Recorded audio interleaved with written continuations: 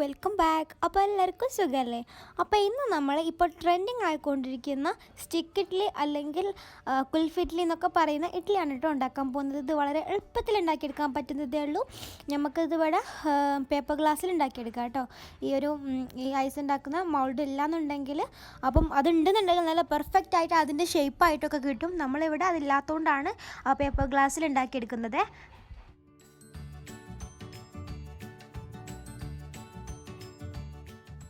അപ്പോൾ നമ്മൾ ഉഴുന്നും അരിയൊക്കെ നേരത്തെ തന്നെ കുതിർത്ത് വെച്ചിട്ടുണ്ടായിരുന്നു കേട്ടോ.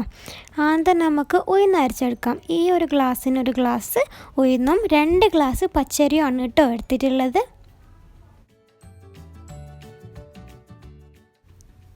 ഇപ്പോൾ ഇതാക്കണ ഉഴുന്നെല്ലാം അരച്ചെടുത്തിട്ടുണ്ട്.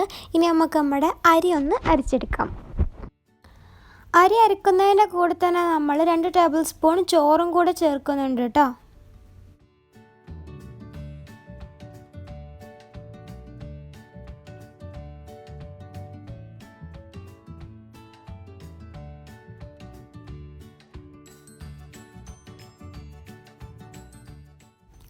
ഇതെല്ലാം അരച്ചെടുത്തതിന് ശേഷം നമുക്ക് കുറച്ച് ഉപ്പും കൂടി ചേർത്തിട്ട് നന്നായിട്ടൊന്ന് മിക്സ് ആക്കി എടുത്തതിന് ശേഷം ഈ ഒരു രീതിയിലാണ് മാവ് വേണ്ടത് കേട്ടോ. ഇനി നമുക്ക് ഈ ഒരു പാത്രത്തിൽ നിന്ന് വേറൊരു ബൗളിലോട്ട് മാറ്റിയിട്ട് അടിച്ച് വെക്കാം. രാത്രിയാണ് മാവ് അരച്ച് വെച്ചത്. രാവിലെ ആയപ്പോൾ മാവ് നന്നായിട്ട് പൊങ്ങി വന്നിട്ടുണ്ട്. മാവൊക്കെ ഇപ്പോൾ നല്ലോണം പൊന്തി വന്നിട്ടുണ്ട്. പിന്നെ വേറെ കാര്യം, നമ്മൾ നേരത്തെ മാവ് അരച്ച് വെച്ചപ്പോൾ കുറച്ചുപ്പ് മാത്രമാണ് ഇട്ടിട്ടുണ്ടായിരുന്നത്. അപ്പോൾ ആവശ്യത്തിനുള്ള ഉപ്പും കൂടി ഇതിലേക്ക് ഇട്ട് കൊടുത്തിങ്ങനെ ഒന്ന് ഇളക്കിയെടുത്തതിന് ശേഷം നമുക്കത് സ്റ്റീമറിൻ്റെ തട്ടിക്ക് നമുക്ക് പേപ്പർ ഗ്ലാസ് വെച്ച് കൊടുത്തതിന് ശേഷം ഇഡ്ഡലി മാവ് ഗ്ലാസിൻ്റെ 1/4 ഭാഗം ഒഴിച്ചു കൊടുക്കാം കേട്ടോ.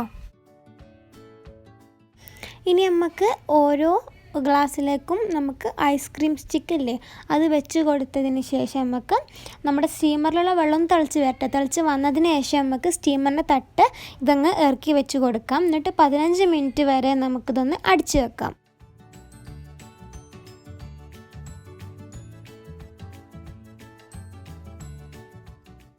15 മിനിറ്റിന് ശേഷം ഇതാക്കുന്ന നമ്മുടെ ഇഡ്ഡലിയൊക്കെ നന്നായിട്ട് വെന്ത് വന്നിട്ടുണ്ട്.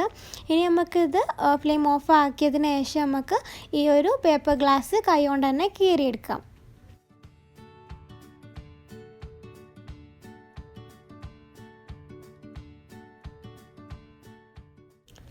അപ്പോൾ ഇത്ര പണിയേ ഉള്ളൂ കേട്ടോ ഈ ഒരു ഇഡ്ഡലി ഉണ്ടാക്കിയെടുക്കാൻ വേണ്ടിയിട്ട്. നമുക്ക് ഈ ഒരു ഐസ്ക്രീം ഉണ്ടാക്കുന്ന ആ ഒരു മൗൾഡ് ഉണ്ടെന്നുണ്ടെങ്കിൽ നമുക്ക് നല്ല അടിപൊളി ഷേപ്പിലായിട്ട് കിട്ടും. കുട്ടികളൊക്കെ പറ്റിക്കാൻ എളുപ്പമാണ് കേട്ടോ, ഇഡ്ഡലി കഴിക്കാത്തവരൊക്കെ ഉണ്ടെന്നുണ്ടെങ്കിൽ. അപ്പോൾ ഇതിൻ്റെ കൂടെ നമ്മൾ തക്കാളി ചട്നിയും കൂടി ഉണ്ടാക്കിയിട്ടുണ്ടായിരുന്നു. അതിൻ്റെ വീഡിയോ മുന്നേ ഇട്ടിട്ടുണ്ട് കേട്ടോ. ഇപ്പോൾ നമ്മൾ ഇതിൻ്റെ കൂടെ വീഡിയോയിൽ കാണിക്കുന്നത് തേങ്ങാ ചട്നിയാണ് കേട്ടോ. തേങ്ങാ ചട്നി ഉണ്ടാക്കാൻ വേണ്ടിയിട്ട് നമുക്കിവിടെ കുറച്ച് തേങ്ങയും 3 പച്ചമുളകും ചെറിയൊരു കഷ്ണം ഇഞ്ചിയും 4-5 ചെറിയ ഉള്ളിയും ചെറിയ പീസ് പുളിയും ഇത്തിരി ഉപ്പും ആവശ്യത്തിനുള്ള വെള്ളവും ഇതെല്ലാം കൂടി നമുക്ക് ഈ ഒരു മിക്സിയുടെ ജാറിലിട്ടിട്ട് ഒന്ന് അരച്ചെടുക്കാം. ഇനി നമുക്ക് ഇതൊന്ന് വറവിട്ടെടുക്കണം. അതിന് വേണ്ടിയിട്ട് ചൂടായ വെളിച്ചെണ്ണയിലേക്ക് 1/2 ടീസ്പൂൺ കടുകിട്ടൊന്ന് പൊട്ടിച്ചെടുക്കാം. ഇനി നമുക്ക് 2 അല്ലി വെളുത്തുള്ളി ചെറിയ പീസാക്കി മുറിച്ചതും കൂടി ഇതിലേക്ക് ഇട്ട് കൊടുത്തങ്ങായി ഒന്ന് കളറ് മാറി വരട്ടെ. കളറ് മാറി വരുന്ന ടൈമിൽ നമുക്ക് ഇത്തിരി കറിവേപ്പിലയും കൂടി ഇതിലേക്ക് ഇട്ട് കൊടുത്തതിന് ശേഷം നമുക്ക് ഫ്ലെയിം ഓഫ് ആക്കി എടുത്തങ്ങായി അരിച്ച് വെച്ചിട്ടുണ്ടായിരുന്ന തേങ്ങയില്ലേ അതൊന്ന് ഇതിലേക്ക് ഒഴിച്ചു കൊടുത്താൽ നമ്മുടെ ചട്നി ഇവിടെ റെഡി ആയിട്ടുണ്ട് കേട്ടോ. അപ്പോൾ എല്ലാവരും ട്രൈ ചെയ്ത് നോക്കാം കേട്ടോ. അടിപൊളി ടേസ്റ്റാണ് ഈ ഒരു ചട്നിയും അതുപോലെ തന്നെ ഇഡ്ഡലി നമുക്ക് ഏത് കറി വെച്ചിട്ടും കഴിക്കാം. സാമ്പാറും അതുപോലെ തന്നെ ചട്നിയൊക്കെ. ഈ ഒരു തക്കാളി ചട്നീൻ്റെത് നമ്മൾ കഴിഞ്ഞ വീഡിയോയിൽ ഇട്ടിട്ടുണ്ടായിരുന്നു, അത് പോയി കാണാം കേട്ടോ. അപ്പോൾ എല്ലാവർക്കും വീഡിയോ ഇഷ്ടപ്പെടുമെന്ന് വിചാരിക്കുന്നു. വീഡിയോ ഇഷ്ടപ്പെട്ടാൽ ലൈക്ക് ചെയ്യാനും ചാനൽ ഇഷ്ടപ്പെട്ടാൽ സബ്സ്ക്രൈബ് ചെയ്യാനും മറക്കണ്ട കേട്ടോ. മറ്റൊരു അടിപൊളി വീഡിയോ വരുന്നതുവരേക്കും ബൈ.